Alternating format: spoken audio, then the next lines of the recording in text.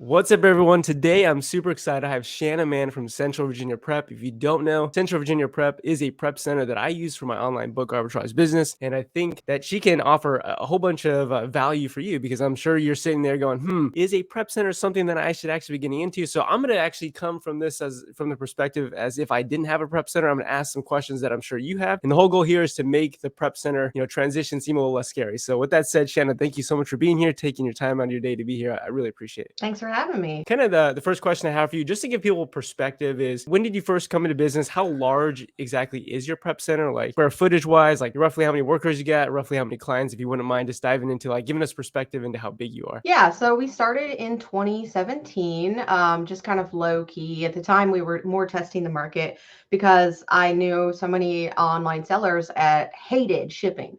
And I was like, what are you doing? You're sitting on this inventory. You're not shipping it. How can you make money like this? And they're like, oh, well, I source a lot. I always like to find the sort of niches where people don't want to do the work. So they're happy to have me take it off their hands, and I'm really good at processes. So Great. that's how we did that. We currently have about 10,000 square feet and 6 or 7 employees. Right now it's the down season, so we do staff up during textbook season stuff. So I would say we're on track to do about 250,000 book preps this year. So individually inspecting about 250,000 books. So. Wow. Okay, that's a massive number of books. Oh my gosh.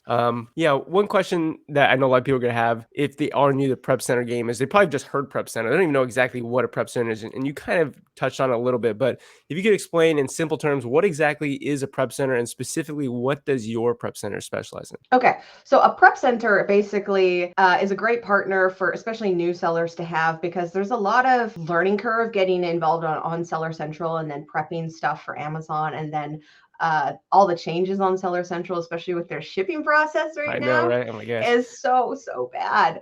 I feel really terrible about that. So and we've been fighting it since last summer. So now Amazon's like, nope, there's no more. You don't have any more options. So all that means is everybody has to go off of Seller Central to do their listing of box contents. Right. So prep centers will get receive your inventory, inspect it, prep it according to whatever requirements Amazon has for that particular item, and then ship it into Amazon according to all their rules. Cool. So that's it in a nutshell. The devil is really in the details because you do see people who like run into problems with being like, well, why do I have to polybag my baby clothes or whatever?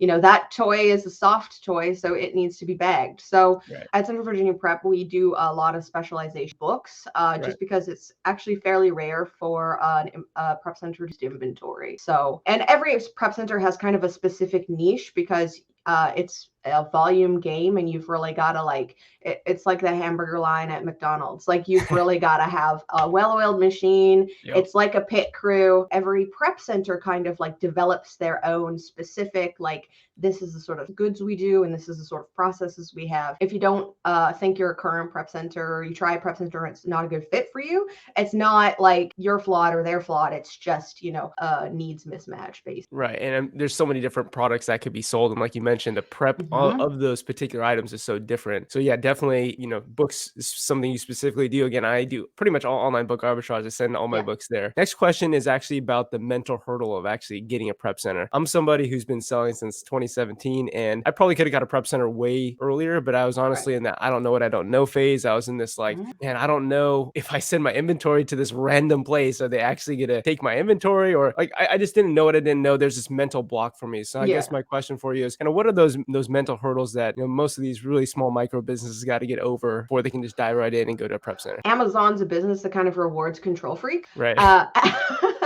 And so it's particularly difficult for control freaks to not handle their inventory to verify that everything's as it should be. And back in the day, I started selling on Amazon in 2011. And back in the day, I started looking for a prep center. And I was like, I got the lady who ran the prep center on the phone, and I was like, tell me how your people will grade books. Like, I need to understand that you're going to not just pass it on. I need you to check that there's no liquid damage. And, I gave her the whole thing. And at the end of it, that was part of why we started it, because it was clear to me that they mostly did new item prep, book book prep is like pretty much its own specific Mhm. thing. We call kind of books the sort of redheaded stepchild of Amazon. Like no other retailer does used books. If Yeah. Amazon hadn't started there, they for sure would not get into it. Right. And everything's optimized for new inventory. That was part of why we started it, was because I was like unconvinced that somebody who was optimized for new inventory could really like get their arms around the specifics of learning book reading. Like we mentioned, like you definitely filled a niche. You found a problem, right? It stemmed from you, right? You actually were selling on Amazon and you're like, oh, Yeah. it makes a lot of sense. I think that, all entrepreneurship is just ultimately trying to solve a problem that people have Yeah. and even solving it for yourself. And then once you solve it for yourself, you can help others. So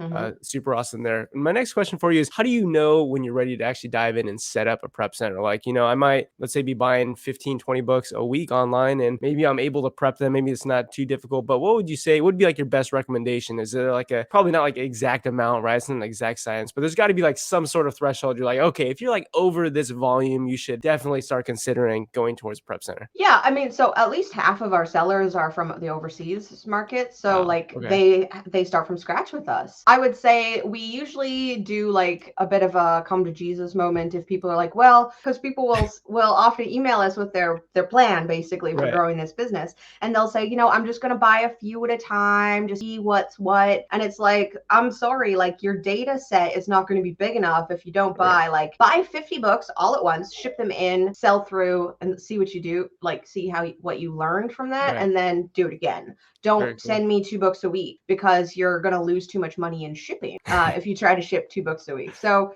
we try to do a lot of education with that because the economics of the business are such that like you kind of have to do a certain volume before your shipping even becomes like reasonable on a per book. Exactly. And the thing with books too is inherently, I think books move a lot slower than a lot of the other product Mm-hmm. categories with new items, right? So you got to probably have at least some amount of books to send there that you can, like you said, collect some data and then you could see if it Yeah. actually is working out there for you. Right. So like, let's say I'm now in the process, like I'm definitely buying enough books to say I want to entertain a prep center. How exactly would I go about setting up Central Virginia Prep? Do I literally just call Shanna on the phone? Do I, like, do I just send you an email? Like, how do I actually get in contact with you and set up an account? Yeah, you just go on our website and there's a form at the bottom of the page. You just sign up and you tell us which service you want. We also do direct to customer shipping and private label clients. So there's like a separate arm. So we just want to make sure that you get into the right workflow. You just say that you're here for books, sign a contract, and we onboard you, and that's it. You get all set up. You'll talk with Christina, who is the office manager, and she'll take care of you. Let me quickly show you how to do that. You just head on over to centralvirginiaprep.com, scroll all the way to the bottom of the page. There's a contact form there. Just put in your name, your email, you're selling books, write them a message. Here's the actual message that I sent Shanna on that form. You can see I sent this on December 17th, which was a Saturday. Christina, basically the manager, replied back to me on December 19th. So on the next working business day, which is Monday, basically answered my questions and gave me the intake form to fill out. I went ahead and filled it out there. I think I asked a couple more questions. And from there, I was given this receiving spreadsheet. And I'll show you a little bit later on in the podcast how to actually use this once you set them up, if you decide to go with Central Virginia Prep. Awesome. So, I mean, that seems super simple to me. Again, back in the day when I was thinking about going towards a prep center, I thought it'd be super complicated. How difficult or how easy is it actually to do that process of setup? Is like, if you were to compare this to like doing your own taxes, is this like comparable in terms of like how difficult it is? Or is it actually really, really easy to do this, like signing up for a Netflix account? I would say it's much easier than taxes. Probably not quite as easy as Netflix because all they want is a credit card. But Okay. but yeah, it's fairly easy. We try to make it streamlined because we understand that like the whole learning to source books, and especially learning Seller Central, I feel like there's lots of resources to teach you how to source books. There's videos like yours, there's even Mhm. courses, but like you get into Seller Central and you're like, what is all this stuff? Yep. And 95% of it doesn't even relate to you because you're selling used books. Right. And so we understand that people are like wildly overwhelmed for the most part, and we're just sort of like, okay, look, here's where you sign up, here's your spreadsheet, do these things to give us there's like a checklist, just do these things to give us access to your account, do this thing so that we can ship for you, Right. and now you just fill in these items on a spreadsheet. Going into that, giving access to account, that's one thing that was a mental hurdle for me. I'm like, man, Yeah. do I really want to be giving you access to my entire account? So I guess, could you talk a little bit in terms of what access do you actually have to the account? Do you have complete access? Do you have limited access? How can I make sure I can trust you with my account? What I think the smaller sellers don't realize is that once you have a professional account, which is the $40 a month, once you have that account, then you can give sub-user access, which basically just allows us to upload your inventory for you, which you wouldn't technically have to do. You could do your own listing, but Right. I really don't recommend it because of the aforementioned, like dealing with Seller Central sort of thing. Yep.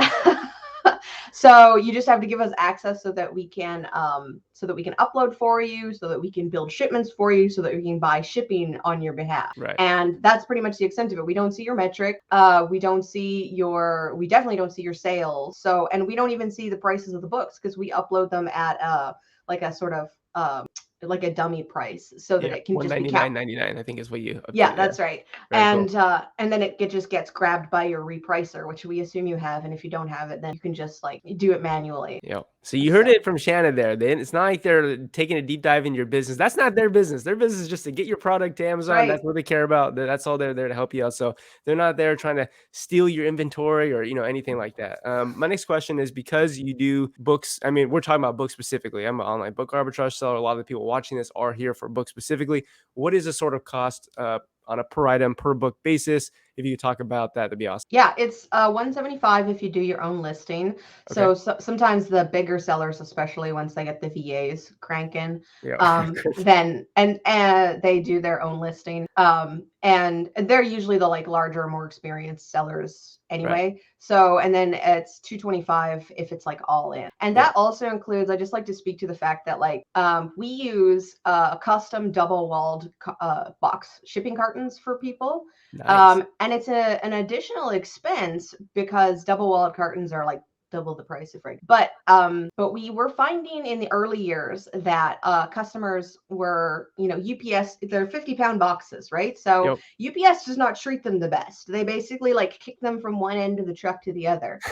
And so we were finding that like, 1 in 100 box or something were like just getting broken open and completely destroyed on the way to Amazon. And they're only going to North Carolina. So literally one state. Right. And a certain percentage just weren't making it there. And so we kind of did the numbers.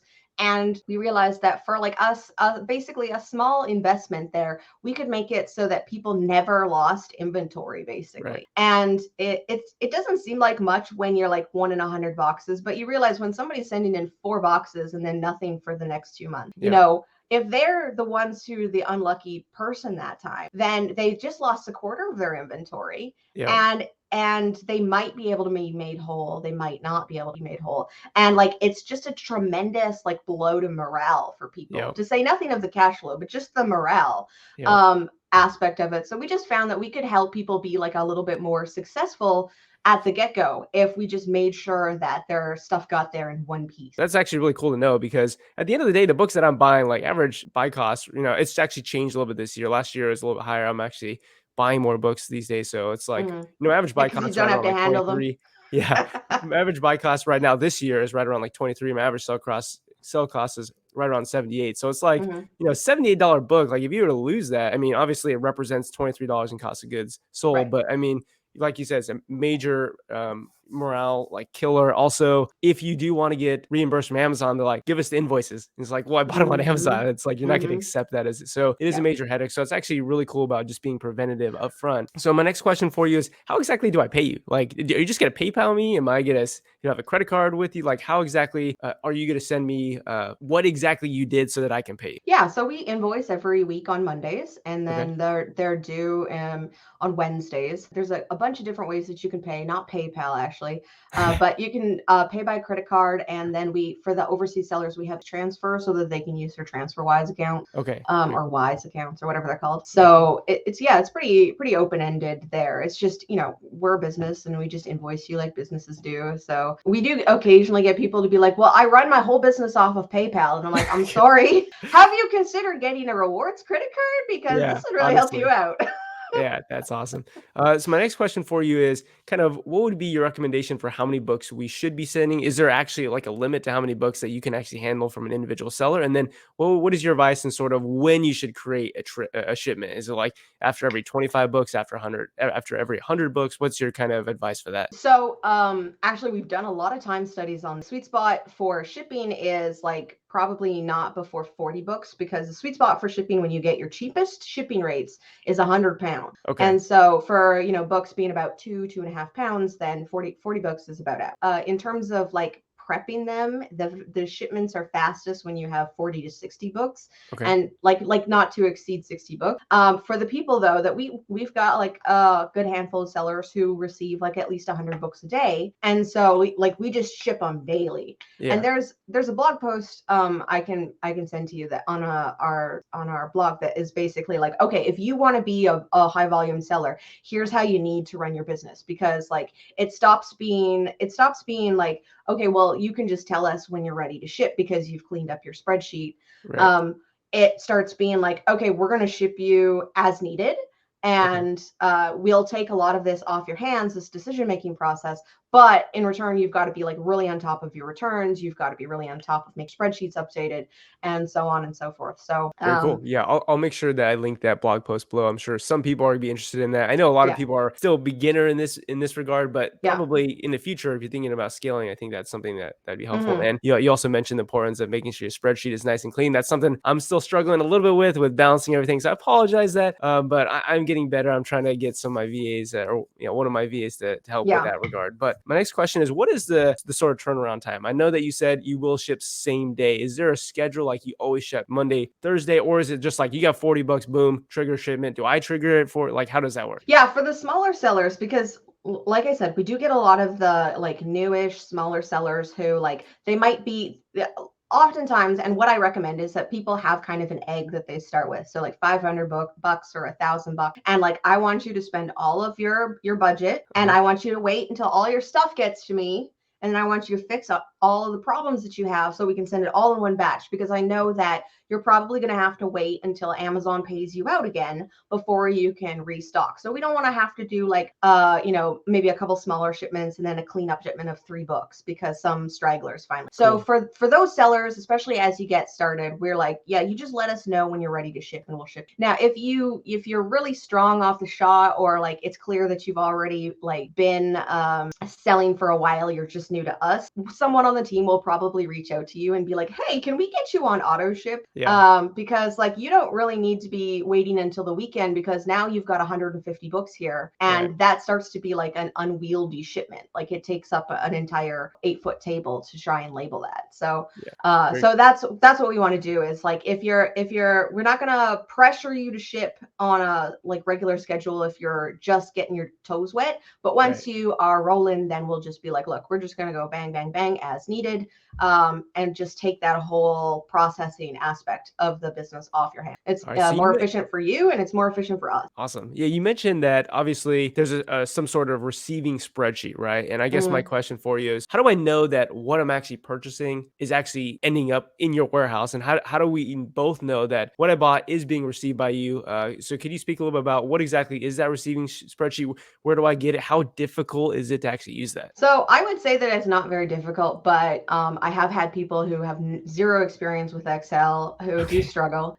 So I would recommend that if you do that, like spend some time on some YouTube playlists and find some like beginner Excel stuff, because you'll get people who are like, I can't fill in this column because the stuff where the title was like spread over into the next column and now it's full. And it's like, Right. no, it's not full. Let me Yeah. show you. But otherwise, I think it's pretty straightforward. You put in the title, the binding, the ASIN, and we want the ASIN and not the ISBN because Right. we upload the ASIN to do the. You can put in the expected condition. Some people care, some people don't.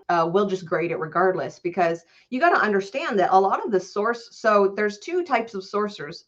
They're not sorcerers, but like sources. Uh-huh. Is that you've got like, some kid who kept their book in their backpack for 6 months, and they're like, but I never used it, so technically it's new. Right. And then you've got the mega sellers, like the thrift books and whatever, who are just like, yeah, this stack is all G's, Yeah. and this stack is acceptables, and there's Right. not tends not to be a huge amount of difference in them. So we Right. basically are like, because we kind of do a much more in-depth examination than a mega seller can. You're basically paying for us to like flip through the pages and see what kind of markings are in there. You're paying us to make sure that the bindings are really sound Right. and all that good stuff. We really strongly urge people to like not create their listings when they buy the book, Right. where thrift book says this book is G. Wait until we inspect it, Right. and that's the description we're going to go with. Very cool. Could you talk a little bit about the problems then? Because I know you said, hey, make sure when you get all your books here, you could have quite a few, you might have quite a few problems on your Yeah. spreadsheet. I now know that because I've been through the perspective of doing that. But can you talk a little bit about, how your spreadsheet would be highlighted red or green, what exactly that would mean, and just sort of what are the major problems that actually do exist? I'm sure it's giving some people anxiety, like what sort of problems do I have to fix? I think they are actually truly not very difficult, but if you could talk about that, that'd be awesome. Yeah, it's pretty straightforward. And if you've ever had to do your own prep, you'd recognize all of them. But it's like, Right. instructors editions would be the big one. Even if they disguised it or taped over it or whatever, like we know all of the tricks. We've handled Okay. enough books, so we'll mark that in red and Okay. say that it was an instructor's edition, and then you can like reach out to the seller. Sometimes you'll get sellers who are like they'll want to throw up little roadblocks to try and prevent you from getting a return. So they'll be like, oh, well, we need a photograph to ensure that you're telling the truth. And we're like, we can do that for you. It's an extra charge. But like, frankly, that's not a thing. Consumer protections in the United States are such that like you can get a return for like pretty much any reason at any time. Right. So you can just be like, no, pay me, basically. So let's see, the instructor's decision is the main thing. Condition not as expected. Okay. Usually we would say that like if you bought a VG and you got an acceptable, it's probably not worth returning that. You can go back to the seller and request like a partial refund. But if we get something that we're like, no, this isn't too poor of condition, I wouldn't sell this, then we'll mark that as red as well. That's so cool. That's so cool because you come from the experience of actually selling books in Amazon. And I think it's really important to know that a lot of other prep centers, again, they're dealing with new products. And I feel like a lot of other prep centers, no, I'm not trying to bag on other prep centers. I just know that a lot of prep centers, like at the end of the day, they're just get it in, get it out. I don't really care about condition. Just throw it in a box, get it out here. And I know that you really do take time to actually inspect the book. Obviously, you care about making sure it gets to the warehouse with using these, boxes that are a little bit more sturdy. I guess my question for you is how exactly, like to what extent do you actually inspect the books? I know you mentioned that your team actually does flip through the pages. Is it kind of just like a really quick thing like I would be doing here in my own house where it's just quick flip through the book? Here's the book. We would go open it. First thing we want to do is make sure that there's no highlighting. So you start from one side and you just flip through it. And we might miss like some pencil underlining depending on how faint it is.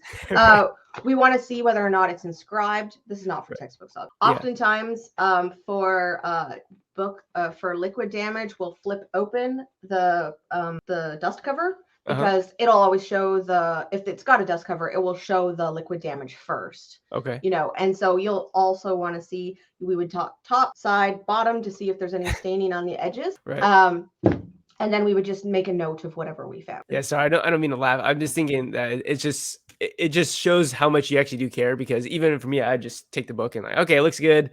Like if I were doing my own prep. So it definitely shows that you're like up, down, side. Like I don't even do that one. So I definitely feel the other thing that we do is for the textbooks, especially, like we'll make sure that the bindings are not coming apart at the seams.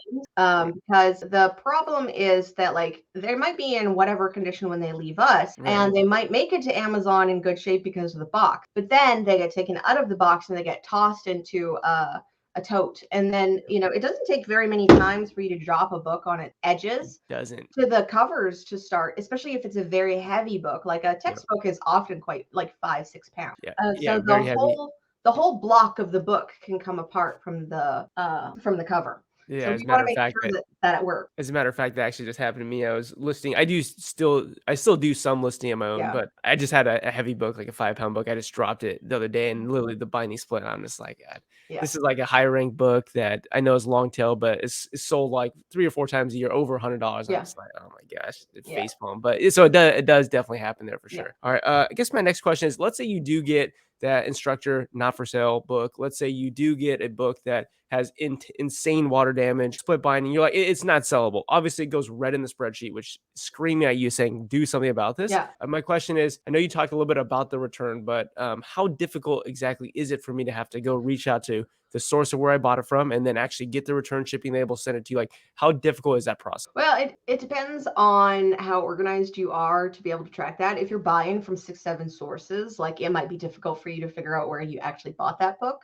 So one thing that we do is like after we've inspected the book, we take the envelope and we scan the tracking number on it. Some people don't, keep track of the tracking number. That's helpful. But like, especially for times when people get multiples of Right. us of the same title, that's kind of the only way we can tell them apart. Yeah, that's huge. That's huge because I'll buy 3 or 4 copies, send them to you, and one of them is, like, marked red. It's like, it has split buying. It's like, oh, I mean, I bought 4 different copies from 4 different sellers. How do I Yeah. know which book? So, yeah, I just go back, look at the tracking number. It's Yeah. a little bit of a headache because I don't actually, my Mhm. my spreadsheet is actually quite hard to track the tracking of every book because you'd have to go back in when things are Yeah, shipped, we so tend we tend to tell people like you don't have to do the ones that are you don't have to like some people we do have a couple of clients who methodically go back after the books have shipped and they add the tracking number and then we yeah, verify via tracking number.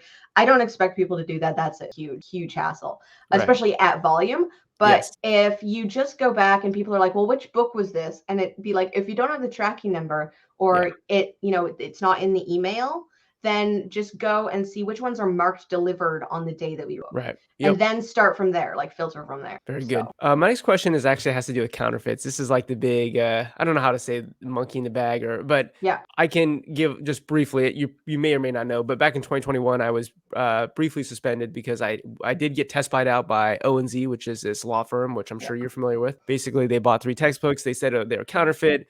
I tried to ask for proof that they're counterfeit. They didn't have to give me proof that they're counterfeit. And I suspect maybe, I mean, when I ran them through the books run counterfeit probability check, they actually did say likely and very likely. So it is likely that they were counterfeit, but they didn't give me any proof that they were counterfeit. And as a result, my account got suspended. That was a major Right. mess. I was able to get reinstated eventually. Right. But I guess my question for you is, to what degree is your team trained to actually look at a book and figure out this is definitely a counterfeit book or not a counterfeit book? And how often do you actually run into, okay, these are clearly counterfeit copies? So since Amazon started like very proactively gating the like most likely to be counterfeit books, Right. then we don't see them quite as much anymore. Right. Oftentimes we'll get people who like source from India and we're like, no, no. Please don't.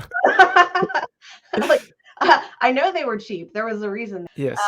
And so those come in as very, very obvious. Those are not like books. Also, I would say that like so when did we do this? I think it was like more or less early 2020 because Mhm. it was a bit slow. I don't know if you heard. Um, we proactively we did a little experiment. So for a month, we ran everything that we received through the books run calculator, and it Okay. couldn't be authenticated using the books run calculator. So at the top of the binding, sometimes they'll add a little bit of cloth Uh-huh. in a contrasting color or something like that. So if it didn't have those little tails, then we would reject it. So we rejected over that month, we rejected over 60% of the books. And all the suppliers were mad at us because they were like, you can't tell people that we're shipping counterfeit books. This is a Right. reputational hit. And I was Yeah. like, well, look, like this is what the industry, it wasn't the books run calculator, it was the book site called Stop Counterfeit, which is actually run by one of the big 3 publishers. Okay. So, like, according to their own rules, 60% of their own books are counterfeit because what happens is Crazy. like in a secondary, like in a 15th printing or whatever, they're not using the same quality of paper stock. They're Yep. not they're using different printers. The color grading gets a little bit different. Like it's really kind of made up, in my opinion, that the scourge of counterfeit because the margins on publishing are just not that great. Right. Obviously, there are for the new books. That's why you get the Yep. $200 brand new books. But Yes. like, frankly, nobody is allowed to sell this $200 brand new book. So like, the chances of you actually getting a counterfeiter are pretty slim. And they're just a counterfeiter is looking for a quick buck. They're not counterfeiting art, Yeah. they're not the glossy pages, they're Right. not the like really strong book covers, they're not the good bindings, Right. so like a truly counterfeit book looks like a counterfeit book for the most part, and Yeah. the rest are just sort of like, well, the publisher themselves really didn't take the time after a certain point in their public. Wow, that's really interesting to know. I'm curious, what would you say then? Most people are going to be just automatically gated on popular textbooks. Yep. I was not gated on it, but until I got suspended, now I'm gated on it. So, Yeah. would you say how much worry should there be in your business about counterfeit textbooks if you are gated already in the popular textbook? So I wouldn't be too concerned about it. Okay. It's more of a like if you find something that's like sort of suspiciously cheap, that's when you need to be concerned. So like Right. for before they cracked down on the gating, like it was pretty obvious because people would sell new or like new textbook for like, 20% of what the cover price was. Right. And you're just like, look, like if you had access to like this good inventory, in what universe would you ever sell it for 20% of face value, right? True. It's Yep. True. inherently sketchy. Yes. Very. So so once like we educate sellers to be like, so we'll get clients who, you know, will get these books. We had one guy who got like 400 of this. It isn't even a textbook. It is a out of print Stephen King novel under his pen name, Bachman, like Okay. that. Uh-huh. And it was clearly a print on demand book because Right. the original book was published in 1969 in Uh-huh. a pocket paperback format. Okay. So like you're not going to be getting authentic. You're sure not going to be getting 400 of these like Jeez. What a mess. of these collector's edition Stephen King's. Like, Yeah. That's and it's crazy. like, come on, use your brain here. And Yeah. he's like, well, what if I, you know, just kind of sold them on the down? Like, I posted this on Reddit and some guys said that they wanted to buy it off. And I'm Yeah. like, I am not shipping counterfeits Yeah. to anybody Yes. for Yeah. any reason. Yeah, I appreciate that. You're holding the integrity of your company. And also I love that you just in general have integrity, and you know, it's good for all of us and Amazon sellers who actually are using you.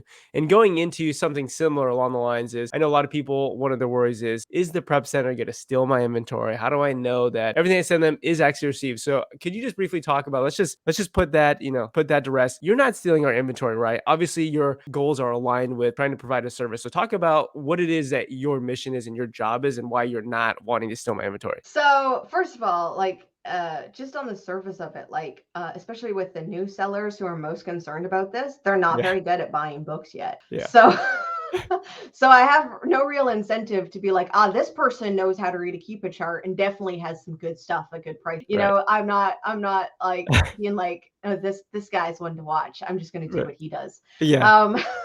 So the other thing is that like it makes way more money at scale for me to service, you know, hundreds of booksellers than it does for me individually to sell books. You know, Right. like I said, I started in selling books in 2011, and so we Yep. did that for like 6, 7, 8 years, and we were all doing local sourcing, and that was a lifestyle. And we tried the online sourcing, and I found that I would stare at Keepa charts all day. Yeah.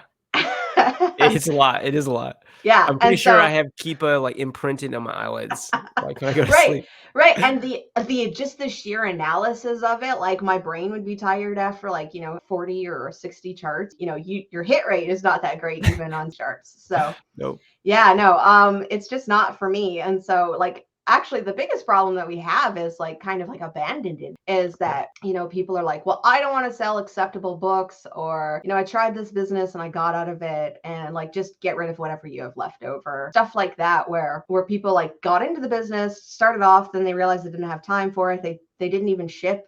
They won't even let us ship. And it's sort of Wow. like, well, your stuff's been here 90 days. I guess we're going to pitch it. I love books personally. And Right. so I think it's great when people get to, you know, get exposure to the lifestyle, because it's kind of weird and wonderful. Like the kind of books that have resale value. It's fun. Yeah. I'm sure you see a whole bunch of weird genres and Yeah. interesting books that you're like, this must have value. I mean, why else would they be shipping it to me? But Right, it's just exactly. fascinating.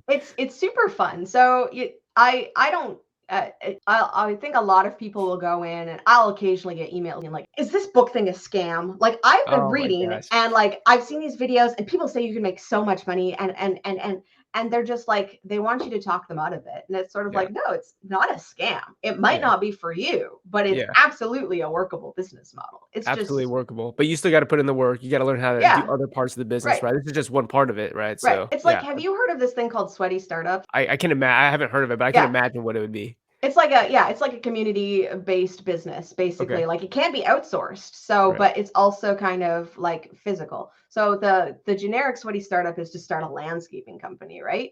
Okay.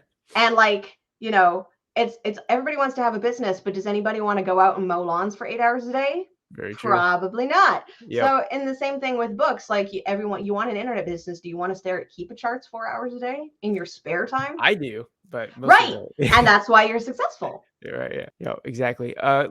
Let's transition a little bit to communication. How exactly is the best way for us to communicate on a daily basis? Do I actually need to communicate with you on a daily basis, or what is sort of the communication that we need to have between you and the people at the receiving at the prep center, and then also is that through emails, through phone? How do we talk? Yeah, it's all through email because it's best to have a paper trail and a ticket Okay, trail, basically. right, Ideally, we wouldn't really need that much communication because, the what you need to know about your books are on the spreadsheet. right. And so they're like helpfully marked, that ones that need attention from you. And like Hmm. if you need to like set up a return or something like that, or yeah, usually it's just the returns. So you Okay, can like just send an email with your PDF shipping shipping label. label attached. If they won't give you a prepaid shipping label, which you should probably insist on, you can get Yeah, a free one in pirate ship, because if we have to sit down and like type in the address yeah. and weigh the package, then we charge you $5 for that. So prepaid labels are better for everybody concerned. Yep.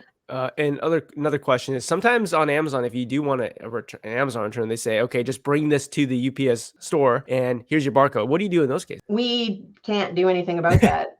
You're not taking my books to UPS, Shanna? I'm just No. So just to be clear, like I kidding. have at least two 1,500-pound pallets a day going out. We're Sheesh. not going to the UPS store. They send a trailer. So So in that scenario where let's say Amazon says, okay, here is the barcode, you just probably email seller support and say, hey, I need an actual return shipping label, right? I'm no, sure we they. can't. We can't email seller No, I mean support. you can't, but I mean I could from my Yes. end. Right. Yeah, yeah. Okay. Yeah. Okay. And that's the problem, is like people are like, well, why can't you just get a return label? And it's like, we don't have access to your buying account. Exactly. Yes. All jokes aside, like it probably will take a little bit of practice. Like it'll happen a Yeah. couple times, and you'll get better at it over time. Yeah. It's really not that difficult, but you do have to be on top of it for sure. Like Shannon mentioned. Now you mentioned that people, like 50% of the people who work with you, actually don't even live in the United States. So how is it even possible that I cannot live in the U.S. and work with you and work with Amazon? So I think the biggest thing that people struggle with, so you got to get on to Amazon, signed up, verified. And Right. Amazon actually doesn't let everybody in the world, like some countries are not allowed to have Interesting. sales presence on Amazon. I can't remember which ones right now, but Okay. we've had people from like South Africa and Israel and Wow. Malaysia and like all over the place. Right. We used to have a tagline for a while that we had like basically all six continents represented, and we were actively looking for someone from Antarctica. Oh wow. So Okay. That's crazy. the big hurdle, I think, is like sometimes people get signed up for the software that helps you buy the books, and then they'll be like, I paid for this, but I can't get my Amazon account active. And it's like, well, you better pause the Yep. first subscription while you Yeah. work your way through that, because they're very big on the validation. So oftentimes Right. you'll have to like have a bank account and everything's Yep. kind of matched there. So we've also had people who go to the trouble of creating a US based LLC. I don't really have a ton of insight into that. Anytime somebody Okay. asks me tax questions, I'm like, I have a really great e-commerce tax attorney, Yeah. or not tax attorney, tax accountant, Okay. and you should just reach out to them because Oh, cool. So you have that connect. That's cool. oh yeah, like Okay. and they're really experienced, because like there's 50 states, and then also the municipalities can also do their own weird Interesting. tax stuff. And Okay. so it's very complex, and Amazon's taken a lot of that off of people's plates, but not all of it. So Right. there are often places that are like, even though Amazon's going to be paying us this tax, I need you to file a tax number with us. Yeah, so everyone out there, you heard it. A lot of people do actually message me who live from abroad, and they go, "Can I do this in Europe? Can I do this in like wherever they're from?" So you can do it. Hmm. First thing you got to do, like Shannon mentions, you got to set up the Amazon seller account, and then next step obviously is to figure out, Hmm. can you source books. And the next step is, can Yeah. we actually set up prep center with Shanna, Central Virginia Prep, or with some other prep service if you want to do that. So my next question is, obviously the fee per book is, I think you said $1.75 base if we do our own listing, and then $2.25 if you do all in for us. What are some of the hidden fees that would show up on me that really aren't hidden, but are maybe a lack of my organization that would increase the fees I have to pay to you? Yeah, so if you don't have inventory on your spreadsheet when it arrives, Mhm. like if it's just a one-off, we usually won't charge you. But like if Right, it happens routinely, that's like 50 cents charge, because somebody's got to sit there and type up the title.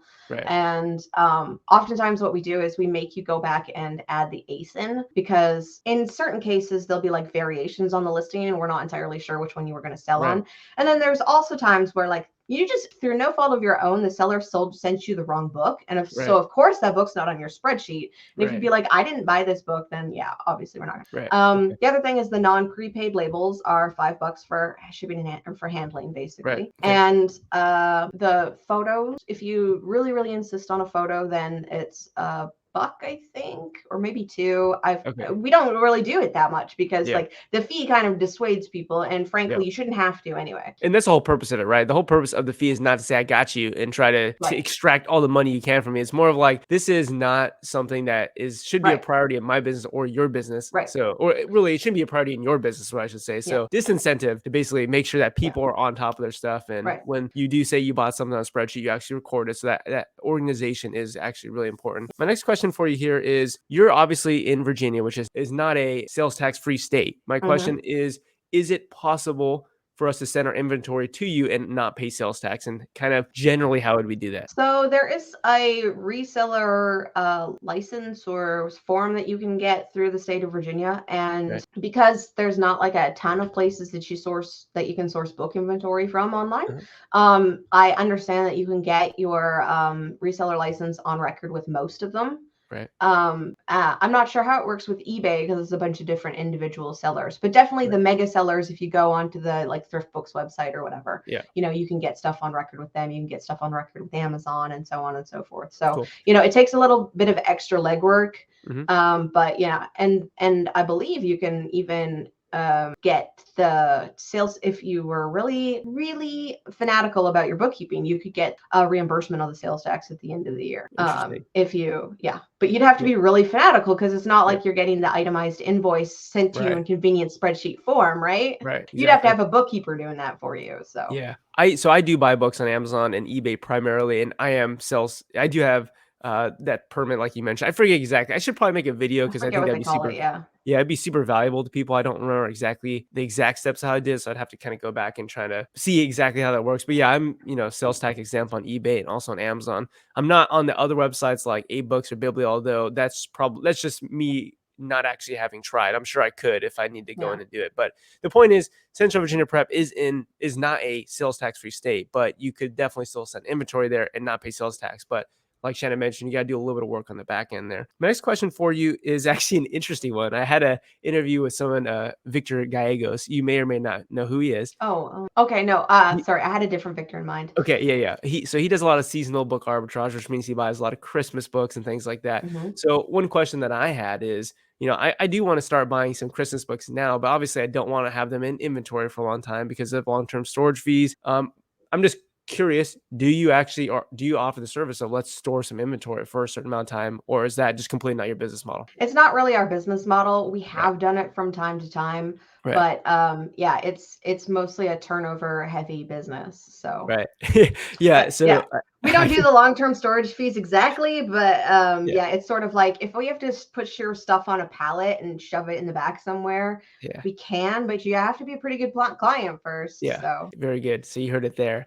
Next question for you is, you being a prep center owner, like let's mhm. say I'm not trying to be biased here and say like you should all go to Central Virginia Prep. I'm just saying I've only used two prep centers. This is by far a better one than the first one that I used. So that's why I'm recommending. I've had just a great time using your prep center service. And that's why I'm having you here because I do want to help my community because I think you offer great service. But let's say people didn't want to go with you. You being a prep center owner, what are some of the questions that you would ask another prep center to help you determine whether or not you should actually use them? Well, if you're going to do books, you've got to absolutely make sure that they're trained books because the primary difference between a prep center like mine that specializes in this like one specific niche is that like I said, everyone else does is new inventory. And Right. so like the binary between, this inventory new? Yes, no, is much more different than grading books, right? Right. So Yep. if you wanted to do like really high volume, perhaps Mhm. you source liquidation of Gaylords, like full of books or something like that.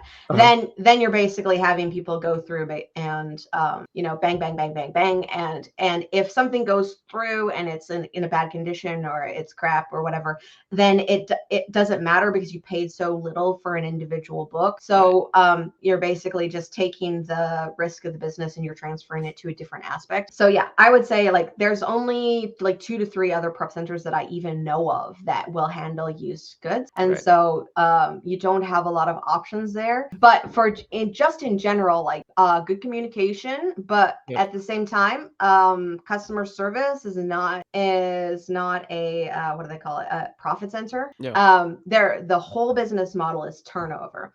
Stuff in, stuff out. The problems get dealt with, but they get dealt with far behind like just getting the inventory out the door.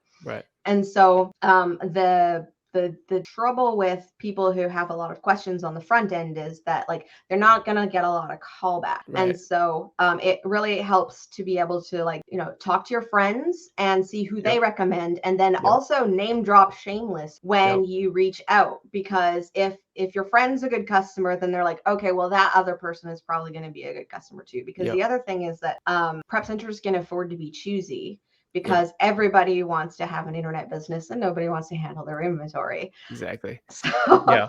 Yeah, I appreciate you mentioning that. So anyone, if you do go to Central Virginia Prep, then feel free to name drop me. Definitely. Please, if you're, one of the reasons why we're making this video is to kind of be preventative as well. hopefully, like I literally sat down and thought, what are all the questions that I would have if I was starting again? So I'm trying to get those to you up front so that maybe it's a little bit easier for Shannon to onboard you, but then also it's easier for you to get into it and know what to expect. I just wanted to finish up is that we actually really love referrals.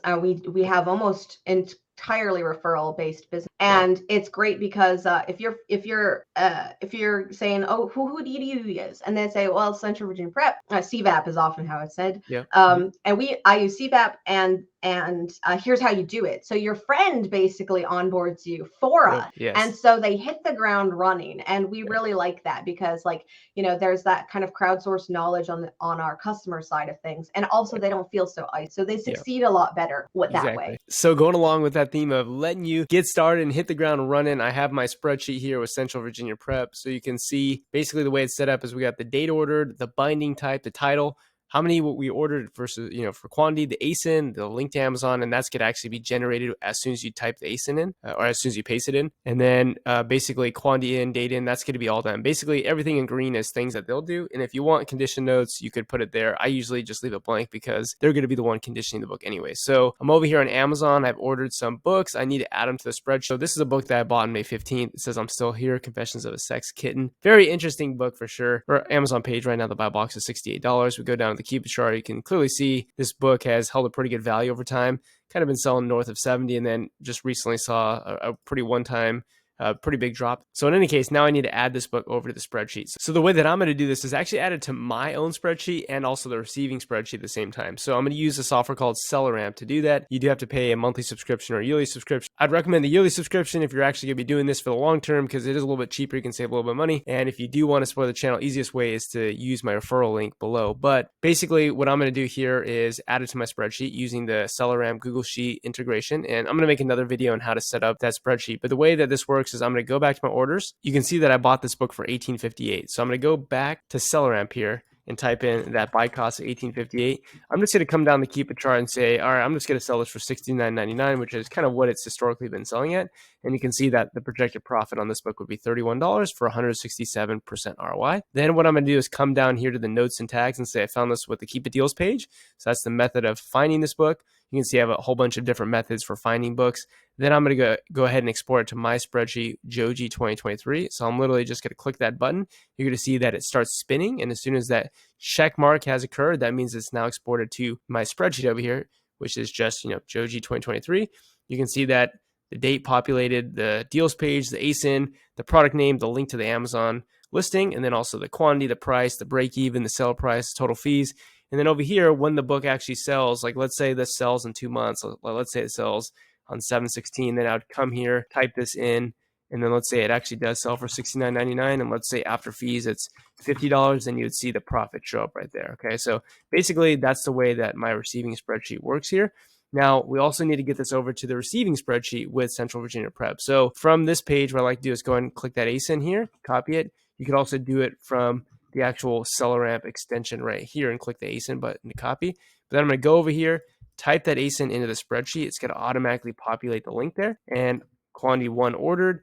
Obviously, the date when I ordered this was 5/15, so I'm going to go ahead and put that in.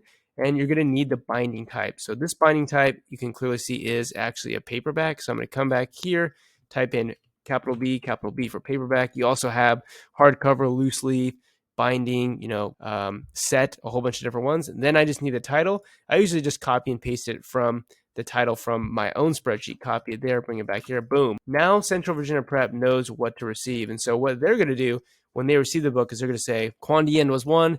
They received it, I don't know, in 6 days from now, they received it, I don't know, let's say 5/21/23. And they're going to go ahead and say, this is good condition. Actually, no, this is what you would put if you actually wanted to put in condition notes, which I don't do that, but you could if you wanted to, I guess. They're going to put good.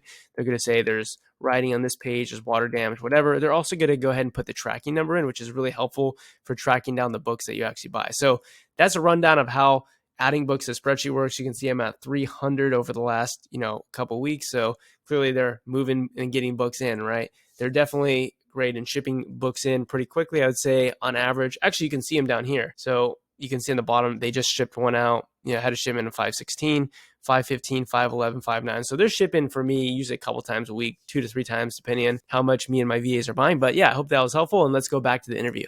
And I feel like that's what we're doing here for everyone who's watching this. We're trying to peel back the layers, right, of the onion so that people can see it really is not that difficult to have a prep center. I thought in the beginning that it was this massive wild jump in my business. I thought it'd be way harder than it is. And I keep telling people at every major step of my Amazon business, when I get to the top, I look back and go, wow, that was way easier than I thought it would be. Obviously, it does take some work, and it's not like I'm perfect. I have to learn throughout the process. But the point is trying to peel back the layers here so you can see, trying to onboard you right now, honestly. Yeah. Not necessarily with Shanna, but just in general, just to take that leap. So my next question for you is, obviously you're a bit biased because you're the owner of Central Virginia Prep, but what would you say are the major advantages that you give in regards to, I know obviously you have a major advantage in the terms of just general, prep center because you do book specifically, but what would you say are your major advantages? What are your kind of key selling points on why you are good? I would say my team really cares. So I'm not on the floor very much anymore, but I'll have my employees will come up to me and be like, hey, you should reach out to so-and-so because they're really doing a good job. And they just need maybe this one thing, or this person keeps doing multiples, but the multiples are kind of all over the place. Can you talk to them? And so we've slowly started offloading. Some of my employees will actually reach out directly to customers. Right. But my team is so great in that they'll definitely learn oh, so-and-so's business model is like this. Maybe I'm just going to leave a little note in their spreadsheet saying that they should check out, this other niche that's sort of adjacent. So there's just some really good stuff that I think in terms of an online business, especially when you're selling on the major platforms, it's very sort of dehumanizing. It's hard to find a human to talk to. True. You're mostly going through help menus. You're not even getting a chat agent or even a robo chat agent. And so having that real human touch where you'll get to see on your spreadsheet, Anthony did this and Blair did this. And shout out to Daryl. Yeah. That's right. I'll tell him you said so. And you'll start to feel like you actually have a team, that you're on a team yourself. And I think that's an incredibly valuable and humanizing experience. And I say that as someone who had an online business for a lot of years, and how difficult it was, to be all alone in your second bedroom and being like, nobody actually knows what I do and I can do about it. Just real quick, I want to show you some pictures that Shannon actually sent me. This is of our actual warehouse of Central Virginia Prep. So let's take a look.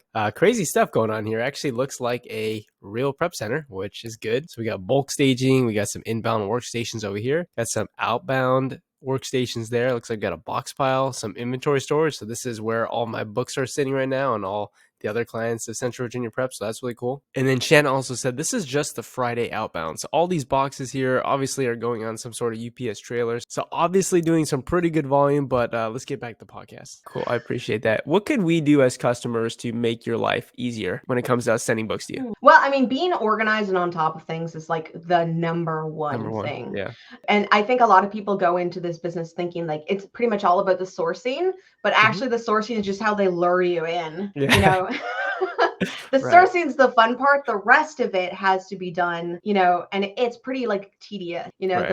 the record keeping and like following up on returns like that. So being organized and understanding that like you have to do that very routinely instead of just like when you're caught up on your sourcing, Right. is the main thing. The other thing is just kind of to remember that we're on the same team. Yeah. We always look at it as like we don't succeed unless you succeed. We make money when people are like, we get them through the first tech season, and Yeah. then we're like, okay, so that was pretty good, but maybe next time you could double this, Yeah. or do more this way, because they're getting their legs under them, they're getting more confidence in their buying, and we do like, well, you could do this little thing and it would improve your processes if you did this way. We get them through the second textbook season, and then they're really cooking with fire. And Yeah. so like if you're thinking like, I got an email, that was like, how could you treat my books this way? I got them back from Amazon, they're in terrible condition, they just like tore a strip up one side and down the other, and it's like, why do Yeah. you think that the books left us like this? Right. Like, oh, Yeah. like if you don't trust us, like you kind of have to do your own prep, like Yeah. this trust has to extend to us, and if you don't trust us, like you're just going to cause yourself so much stress, That's right. that you might as well just take it in house. And we've had a couple of people who like are like, yeah, I'm too much of a control freak, I'm gonna take this business back, I'm gonna Yeah. do my own prep. And it's like, I'm glad that you came to that conclusion, because like this was stressful for you and for me. Right. um It wasn't a good working relationship, right? Yeah. yeah, like, and even if they tried to be understanding, they were sort of like, I need to have things a certain way, and it's like, I need to have things a certain way too, and unfortunately I'm the one with the books here. So Right. the best clients have a kind of laissez-faire attitude, which is basically like, not to be arrogant, but like, you guys have the books here, you're the experts at this, Right. I'm just gonna like let go and let God, on this aspect of my business, and focus Yeah. on the other. Yeah, and it's really great, everyone, like, I'm very laissez-faire about it, probably too much. I just buy books, like I said, it's late at night when I'm buying books, I just put them on the spreadsheet, let them show up, they end up at the Amazon warehouse somehow. Shanna and her team Yeah. work their magic, so time's flying by so much for me, everyone, because, I got a 7-month-old, I got a 9 to 5, and it's like every time I open my email in the morning, I'm like, "How is another shipment checked in?" Like, it's just crazy, like, how much, this is Yeah. like, it really is like a cog, so I really do appreciate your service. So one thing that I wanna do before we head off here is, can you let people know where to find you? I know you have a YouTube channel, obviously you have your own website. Where's the best place for people to get in contact with you if they do wanna set you up? Yeah, the best contact is definitely the website. Okay, Just go to I'll link it down centralvirginiaprep.com, below. Yeah, and Virginia is all spelled out. yeah. And so that's the easiest way. We do have the YouTube channel, and I think we might still be on TikTok. Uh, I see those shorts, Shanna, I see those shorts. You've been going hard on those shorts. I keep getting flagged as a scammer. Yeah, I think I keep Really? getting flagged as a scammer, because apparently sarcasm does not make it through the auto mods. Okay, interesting. Yeah, so some of them can be a little sarcastic. I love it though. That's just Shanna, right? It pretty much is. So Yeah, yeah, so you can check us out about around the interwebs. I do like not as much talking about the book aspect of things. So like, yeah. if you don't see book stuff and you're like, why is she talking about cardboard packaging? And it's like, that's the other stuff I geek out on. Okay. Yeah, yeah. So but yeah, Shannon but is if you very want, passionate about a whole bunch of things, and books is just a micro part of the micro business in general. But yes, pretty I much. really do appreciate you being here, Shannon. I think this was super helpful. And anyone out there, if you want to make the jump, it really is not that difficult. I hope this was very helpful to you, Shannon. Thanks so much for spending your time with us, and I think that's where we head off. So All everyone right. have a great day, and I'll see you on the next one. Goodbye. Thanks a lot.